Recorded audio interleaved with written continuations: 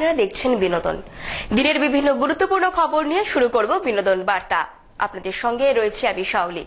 বিস্তারিত খবরে যাব, কিন্তু তার আগে দেখে নেব আজকের নিউজ হেডলাইন্স। রাজ্য তৈকুণ্ড প্রতিযোগিতায় নির্বাচন হাবড়া গার্লস হাই স্কুলে। রবিবার রবীন্দ্র সংঘের উদ্যোগে আয়োজন করা হলো স্বেচ্ছায় রক্তদান শিবির। শনিবার নিজের মনোনয়নপত্র জমা দিলেন ব্যারাকপুরের কংগ্রেস প্রার্থী।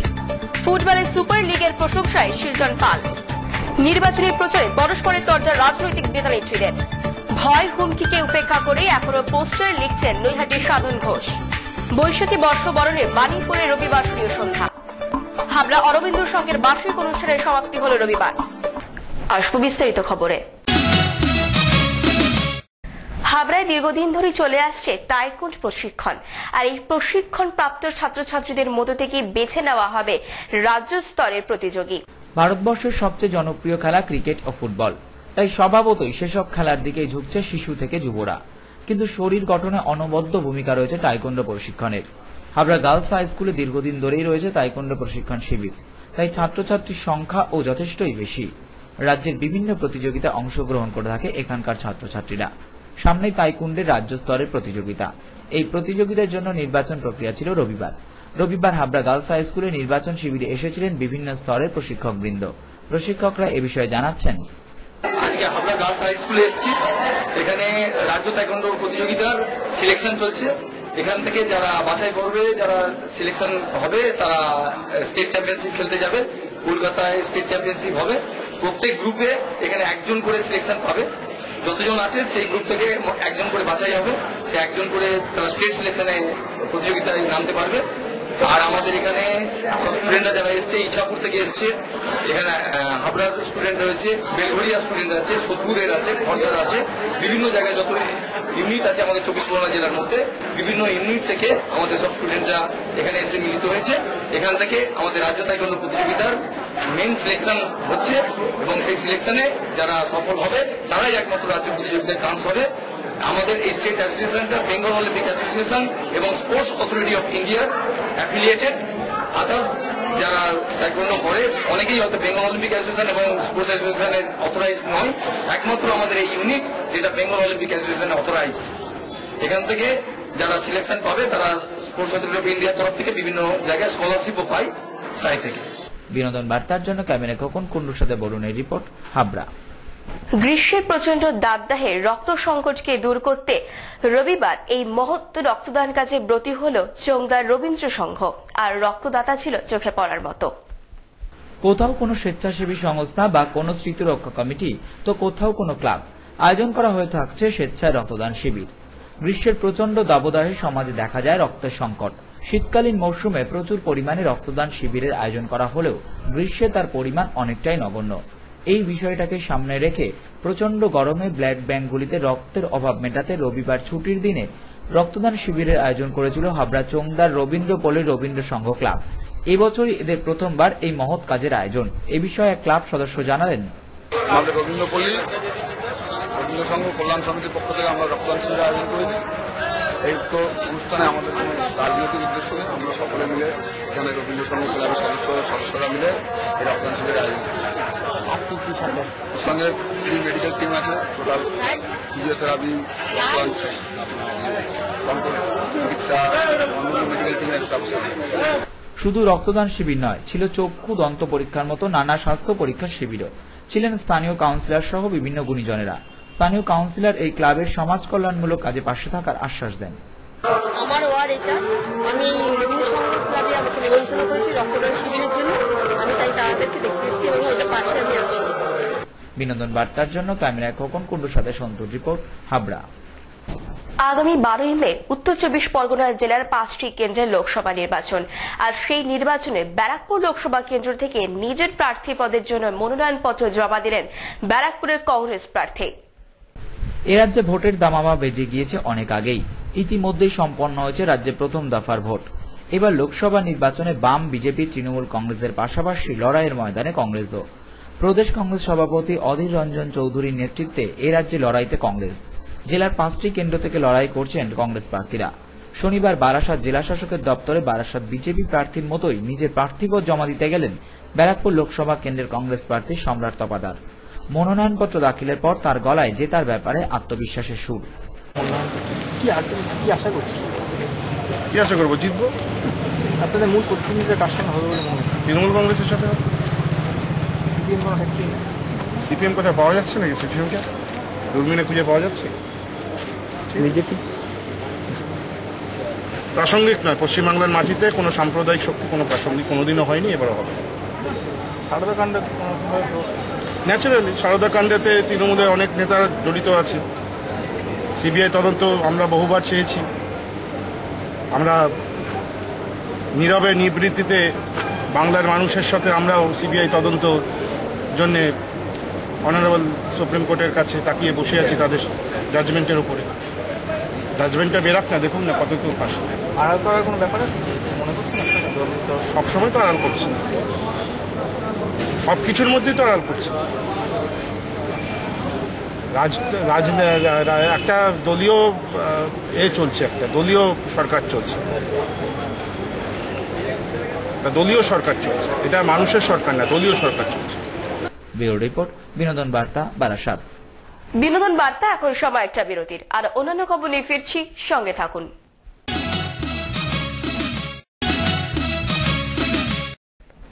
বিরতির পর আপনাদেরকে আরো একবার স্বাগত। আপনারা দেখছেন বিনোদন বার্তা। আইপিএল এবং দেশের সাধারণ নির্বাচন শেষ হলেই শুরু হবে football super league. Football super league এবং মোহনবাগান নিয়ে খোলামেলা জবাবে ছিলেন মোহনবাগানের গোলকিপার শিলটন পাল। ভারতীয় ফুটবলের পুনরুজ্জীবনের জন্য এবার শুরু হতে চলেছে ফুটবলের সুপার লিগ। ক্রিকেটের ইন্ডিয়ান প্রিমিয়ার লিগের ধাঁচে শুরু হতে চলেছে দেশের বিভিন্ন শহরের দল নিয়ে ইন্ডিয়ান সুপার লিগ। আইপিএল এবং দেশের সাধারণ নির্বাচন পরবর্তী সময়ে অনুষ্ঠিত হবে এই সুপার লিগ। সুপার লিগের বিষয়ে বেশ আশাবাদী মোহনবাগানের গোলকিপার শিলটন পাল। আমাদের প্রতিনিধিকে জানালেন এই নতুন লিগ বিষয়ে নানান কথা। এটা চালু হচ্ছে, এটা কি ভারতীয় ফুটবলের উন্নয়ন ঘটবে কি মনে হয়? হ্যাঁ, অবশ্যই। কারণ আমাদের ইন্ডিয়ান ফুটবলে মানি আর ইনফ্রাস্ট্রাকচারের প্রবলেম ছিল। আমার মনে হয় এই এত টাকা ইনভলভ, এত টাকা ইয়ে করার পর রিলায়েন্সের তো মনে হয় ভারতীয় ফুটবলের উন্নতি আসবে। এই ইনফ্রাস্ট্রাকচারে আরও বেশ কিছু গ্রুপ ডেভেলপ হবে আমাদের জন্য। ভারতীয় ফুটবলের প্লেয়াররা যে খেলবে, বিভিন্ন দলের রয়েছে, তোমাদের দলের ছেলেরা খেলবে, কেমন মনে হয়, কেমন অভিজ্ঞতা সঞ্চয় হবে তাদের কাছ থেকে? আমার মনে হয় অবশ্যই ভালো হবে, কেননা ওয়ার্ল্ড কাপের মতো টিম থেকে যেসব প্লেয়াররা আসবে বা বিদেশি সব টিম থেকে আসবে, ওয়ার্ল্ড কাপ বা ওয়ার্ল্ড কাপে খেলেছে বা অন্য মানে দেশকে তারা ইয়ে করেছে, তো তাদের সাথে খেলে আমার মনে হয় আমাদের ফুটবলের জন্য ভালো, আমাদের প্লেয়ারদের জন্য ভালো, অনেক কিছু শিখতে পারবো আমরা তাদের কাছ থেকে। সুপার লিগে তুমি কোন দলের খেলার পক্ষে আশাবাদী? এখনও সুপার লিগ সাইন করিনি, যদি কলকাতাতে খেলতে পারি তো অবশ্যই করবো। সৌরভের পক্ষ থেকে কোনো যোগাযোগ করা হয়েছিল তোমাদের তরফে? পাশাপাশি বিগত মরশুমে কোনো ট্রফি আসেনি মোহনবাগান তাঁবুতে। মোহনবাগানের পারফরমেন্স নিয়েও একাধিক খোলামেলা উত্তরে শিলটন পাল। এই যে মোহনবাগান তো অবনমন একটা আওতায় পড়ে গিয়েছিল, টিমের এই অবস্থা কেন, কি মনে হয়, কোন দিকটা খারাপ রয়েছে? আমরা কিছু ম্যাচে খুব ভালো রেজাল্ট করেছি, তো কিছু ম্যাচে আমরা যে পয়েন্ট পাওয়ার ছিল ভালো করে রেজাল্ট পাইনি।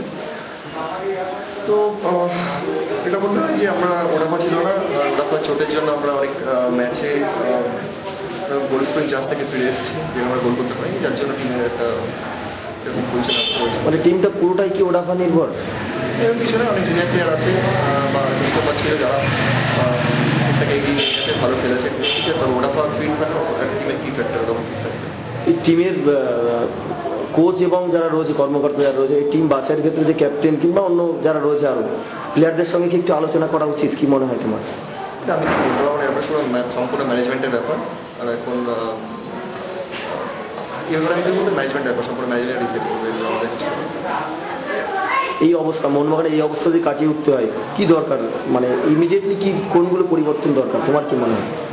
এবছর আমরা রেগুলার সেভ হয়ে গেছি, নেক্সট ইয়ার আশা করছি কর্মকর্তারা ভালো টিম করছে, তো আমার মনে হয় নেক্সট ইয়ার থেকে এই প্রবলেম আমরা কাটিয়ে উঠতে পারবো। আমার মনে হয় প্রবলেম শোনা যাচ্ছে যে সনি নদীর সঙ্গে কথা হয়েছে, কি মনে হয় মোহনবাগানে খেললে কতটা উন্নয়ন ঘটবে? আমি ঠিক বলতে পারবো না, এখন সনি সাইন করেছি কি করেনি, যদি করে থাকে তো ভালো কথা।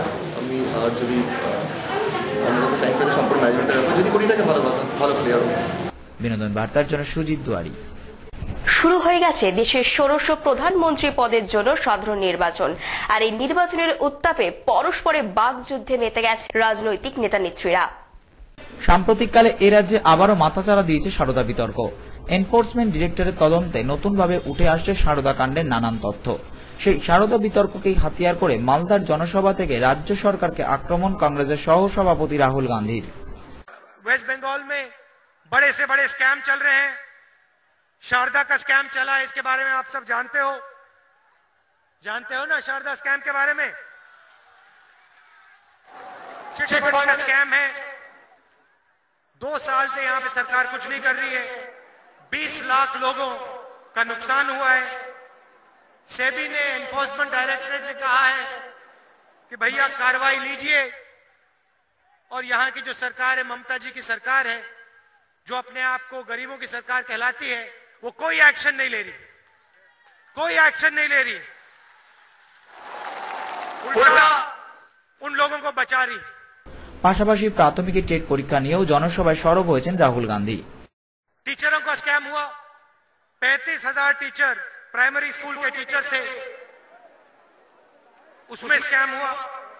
जो गाइडलाइंस थी, नेशनल जो गाइडलाइंस है, उनका प्रयोग नहीं किया गया, और उनके जो लोग हैं, टीएमसी के जो लोग हैं, वर्कर्स हैं, उनको जगह दी गई, और जो सही लोग हैं, जो सिखाने वाले लोग हैं, जो टीचर हैं, उनको जगह नहीं दी गई। পশ্চিমবঙ্গে নারী নিগ্রহের অভিযোগ তুলেও মালদার কংগ্রেস প্রার্থীর সমর্থনে জনসভায় রাজ্য সরকারের বিরুদ্ধে সরব রাহুল। और सबसे ज्यादा बलात्कार, सबसे ज्यादा अत्याचार महिलाओं के खिलाफ इस प्रदेश में होता है। सही बात है, गलत है?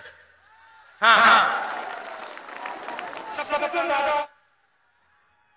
बलात्कार, अत्याचार आपके ऊपर होता है। সারদা বিতর্ককে হাতিয়ার করে প্রচারের আসরে বামেরাও। বাম প্রার্থীর সমর্থনে এক জনসভায় এসে প্রাক্তন মুখ্যমন্ত্রী বুদ্ধদেব ভট্টাচার্যের অভিযোগ, আরো বেরোবে, দেখবেন কত আরো বেরোবে, সারদার সব গ্রেফতার হচ্ছে। আমাদের দেখতে হচ্ছে এতদিন ধরে সততার প্রতি, এখন দেখছি সারদার প্রতি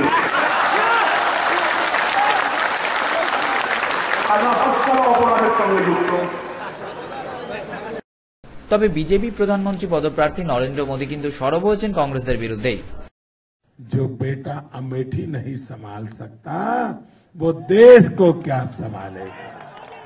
कांग्रेस का नारा है हर हाथ लूट, हर बोल झूठ।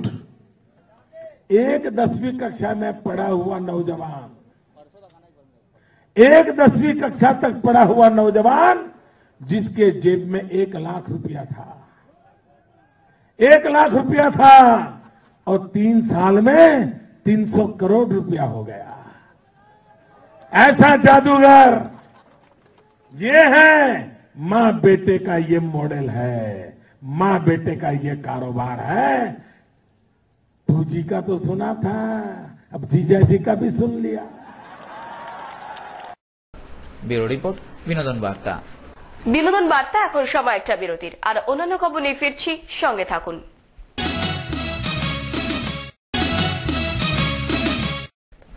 বিরতির পর আপনাদেরকে আরো একবার স্বাগত। আপনারা দেখছেন বিনোদন বার্তা।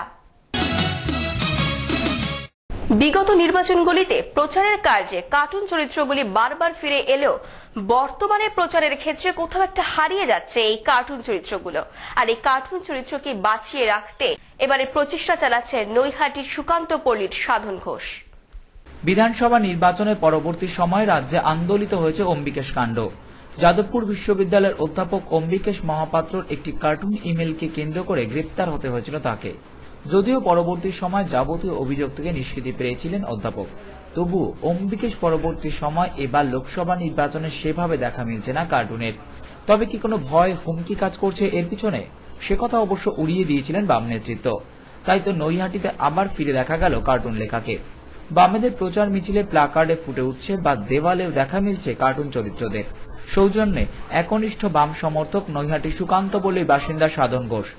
তারই নেতৃত্বে মূলত চলছে কার্টুন প্রচার। জেলা কমিটির সমাবেশ থেকে কেন্দ্রীয় সমাবেশ, সর্বত্রই দেখা মেলে সাধন বাবুর। রাজ্য সরকার কেন্দ্রীয় সরকারের সমালোচনা করে নিজের দলের প্রচারে ছুটে যান সর্বত্র। তার দাবি, এই কাজে মানুষের সমর্থনও পেয়েছেন তিনি। আমি সোজাসুজি কথা, এখন যারা বর্তমান সরকারে আছে, তৃণমূল সরকার, মামাটির সরকার, তাদের যেসব অপকর্মগুলো আমি লোকের সামনে তুলে ধরতে চাই। কেন্দ্রীয় সরকারের জনবিরোধী যে নীতি, সেই নীতির বিরুদ্ধে আমি সোচ্চার হতে চাই। সেই নীতির বিরুদ্ধে যেসব কথাবার্তা, সেগুলো মানুষের মধ্যে পৌঁছাতে চাই। সেগুলো আমি ওই কার্টুনের মাধ্যমে, আমি ওই পোস্টার আকারে ছবিগুলো করি। ছবিগুলো করে সেই ছবিগুলো আমি নিয়ে মিটিং মিছিলে যাই, যার জন্য লোকে দেখলে পরে সেটার থেকে যাতে কিছু বার্তা পায়, সেই জন্যই আমি ওগুলো করি। কতটা সাড়া পান এতে? হ্যাঁ, ভালো সাড়া পাই। আমি যখন একটা মিটিংয়ে জনসভায় যাই, তখন জনসভায় দাদা এইদিকে আসেন, দাদা এইদিকে আসেন, দাদা এইদিকে আসেন, তখন খুব ভালো লাগে, খুব ভালো লাগে। বলে দারুণ ছবি হয়েছে। উত্তরাখণ্ডের ব্যাপারটা নিয়ে ধ্বংসাবশেষ, সেই ফটো নিয়েছিলাম। সারদার ফটো করেছিলাম, সারদার কেলেঙ্কারি, তারপরে ত্রিফলা কেলেঙ্কারি করেছিলাম, তারপরে টেট, এই নিয়ে বিভিন্ন ভাবে। তারপরে এই কোন কোন মিছিলে যান? শুধুমাত্র কি উত্তর 24? বামপন্থীদের যেসব মিছিল এবং কেন্দ্রীয় মিছিল এবং ব্রিগেড, কলকাতা ব্রিগেড, হ্যাঁ, কলকাতা থেকে যত রানী রাসমণি রোডের যেসব মিটিং মিছিল হয়েছে, সবগুলোতে সমস্ত জায়গায় আপনাকে দেখা যায়। কেন শুধুমাত্র বামপন্থী মিছিলে এই ধরনের একটা বার্তা মানুষের কাছে কেন পৌঁছতে চান? কি কারণ? আমি চাই যে মানুষ বুঝুক, মানুষ সত্যিকারের কোন রাজনৈতিক দল তাদের পক্ষে আছে, সাধারণ মানুষের পক্ষে আছে, সেইটা বোঝানোর জন্যই আমি বিশেষ করে বলতে চাই যে বামপন্থী রাজনৈতিক দলটাই হচ্ছে একমাত্র মানুষের স্বার্থ পরিপূরক। তাছাড়া অন্যান্য দক্ষিণপন্থী যেসব রাজনৈতিক দলগুলো আছে, তারা তাদের নিজেদের স্বার্থ এবং কর্পোরেটদের স্বার্থ বেশি করে দেখে। তারা এই ভারতবর্ষের উদার নীতি প্রতিষ্ঠিত করতে গিয়ে তারা যেসব বাজার খুলে দিচ্ছে, সেই সব বাজার যদি ঢুকে যায়, আমাদের দেশীয় শিল্প, দেশীয় ছোট ছোট শিল্পগুলো, কুটির শিল্পগুলো একবারে মার খেয়ে যাবে। সম্পূর্ণ নিজের খরচে রং তুলি কিনে তার এই প্রয়াস। এই কাজ করতে গিয়ে অনেক হুমকির মুখে পড়তে হয়েছে তাকে এবং তার পরিবারকে। তবুও ভালোবেসে এই কাজ করে যাবেন বলে জানালেন সাধনবাবু। এতে আমি আনন্দ পাই, অর্থাৎ আমার রাজনৈতিক দলের, আমি যে রাজনৈতিক দলে বিশ্বাসী, সেই রাজনীতির কথাগুলো আমি মানুষকে বলতে পেরে আমি খুব খুশি হই। আমি মনে করি যে এই বার্তাটা যদি সাধারণ মানুষের মধ্যে 10 জন মানুষ যদি দেখতে পায়, 10 জনের থেকে যদি 2 জন মানুষ আমার পক্ষে রায় দেয়, 2 জন পক্ষে আমার পক্ষে আসে, তাহলে পরে সেটাই হবে আমার লাভ। আমি হয়তো উত্তরাখণ্ডে কালেকশন করছিলাম অরবিন্দ রোডে, সেখানে মার খেয়েছি। এই বাড়িতে এসে কয়েকদিন আগে এখানে হুমকি টুমকি দিয়ে গেছে। আমার ওয়াইফকেও বলেছে যে আপনার স্বামীকে বলবেন যে প্রচার না করে, দেয়াল না লেখে। উনি দেয়াল লিখছে, এখানে দেয়াল লিখছে, 1 নম্বর ওয়ার্ডে সারা মেয়েটি জুড়ে টুকটাক টুকটাক দেয়াল লিখছে।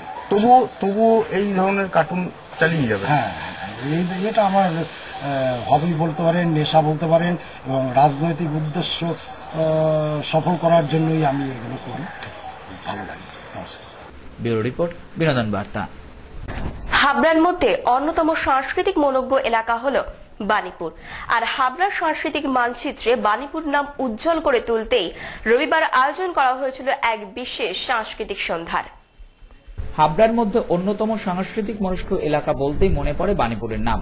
প্রায় সারা বছর ধরে বাণীপুরে আয়োজন করা হয়ে থাকে নানা সাংস্কৃতিক চর্চা ক্ষেত্রে। হাবড়ার সাংস্কৃতিক আঙিনায় বাণীপুরকে উজ্জ্বল করে তুলতে রবিবাসরীয় সন্ধ্যা আয়োজন করা হয়েছিল এক সাংস্কৃতিক অনুষ্ঠানে। উপস্থিত ছিলেন বিশিষ্ট ব্যক্তিত্বরা। বিশেষ অতিথির আসন অলঙ্কৃত করেছিলেন হাবড়ার উপপৌরপ্রধান নীলিমেশ দাস। একক সঙ্গীত আবৃত্তি ও সকলের উপস্থিতিতে অনুষ্ঠান হয়ে ওঠে বর্ণময়।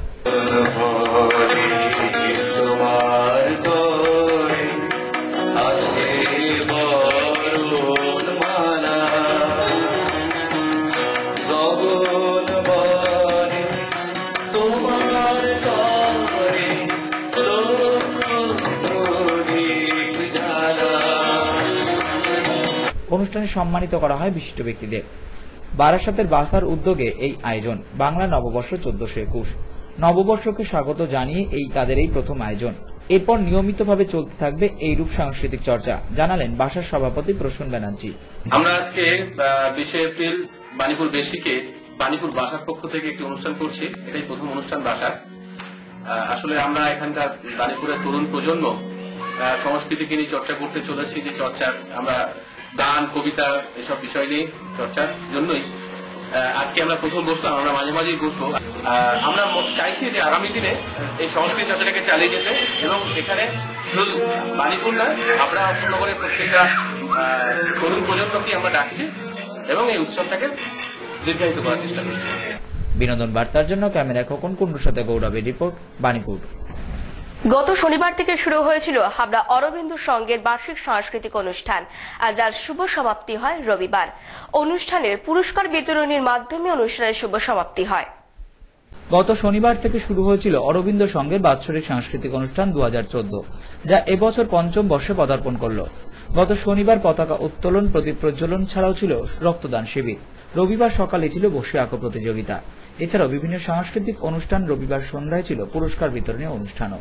এই অনুষ্ঠান সম্পর্কে হাবড়ার প্রাক্তন কাউন্সিলর তথা অরবিন্দ সংঘের অন্যতম সদস্য জয়ন্ত রায়চৌধুরী বললেন, অরবিন্দ সংঘের পরিচালনায় যে বার্ষিক সাংস্কৃতিক অনুষ্ঠানের আয়োজন করা হয়েছিল তা গতকাল আমাদের পতাকা উত্তোলন এবং প্রদীপ প্রজ্বলনের মাধ্যমে শুরু হয়েছিল, এবং সেই অনুষ্ঠানের প্রাথমিক পর্বে যেটা আমাদের করতে পেরেছিলাম রক্তদান শিবির, এছাড়াও স্বাস্থ্য শিবিরের একটা আয়োজন করা হয়েছিল প্রথম দিন, এবং দ্বিতীয় দিনে আজকে সাংস্কৃতিক অনুষ্ঠান এবং বসে আঁকো প্রতিযোগিতা, তাও এলাকার মহিলাদের নিয়ে অনুষ্ঠান, সামগ্রিক একটা রূপ পেয়েছিল অনুষ্ঠানের সামগ্রিকভাবে। স্বাভাবিকভাবে প্রতি বছরই আমরা এই অনুষ্ঠান করে থাকি এবং এলাকার মানুষদের স্বতঃস্ফূর্ততার মধ্য দিয়ে আমাদের হাবড়া অরবিন্দ সংঘ এই অনুষ্ঠান দীর্ঘদিন ধরে করে আসছে এবং আগামী দিনেও এই অনুষ্ঠান সুন্দরভাবে বাস্তবায়িত করবে। বিনোদন বার্তার জন্য ক্যামেরায় খোকন কুন্ডুর সাথে বরুণের রিপোর্ট, হাবড়া। বিনোদন বার্তা এখনকার মতো এ পর্যন্তই। আর অন্যান্য অনুষ্ঠানের জন্য নজর রাখুন বিনোদনের পর্দায়। বিনোদন, মানুষের সাথে, মানুষের পাশে।